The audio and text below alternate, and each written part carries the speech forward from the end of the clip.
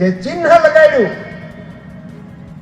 હું આ ટંકારા પડદરીની કાર્યાલયના શુભારંભ પ્રસંગે તમારી વચ્ચે ગરિમાપૂર્ણ કહેવા માંગુ છું, છત્રપતિ શિવાજી મહારાજની સેનામાં જે હતું એ ચિહ્નને લગાડ્યું. હું બોલાવીશ એક વખત,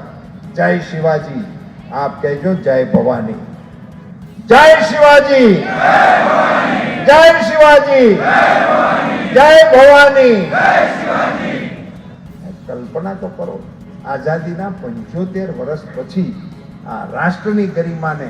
આ રીતે પ્રસ્થાપિત કરવાનું કામ જ્યારે દેશના વડાપ્રધાન કરી રહ્યા હોય ત્યારે મારે આપ સૌની વચ્ચે આજે અમારા રાજ્યસભાના સાંસદ અને મકાને સ્ટેટ કેસરી દેવસિંહજીએ આપણને ઘણી બધી વિગતોની સાથે અપીલ કરી. આ મંચની ઉપર આ વિસ્તારના ક્ષત્રિય આગેવાનોએ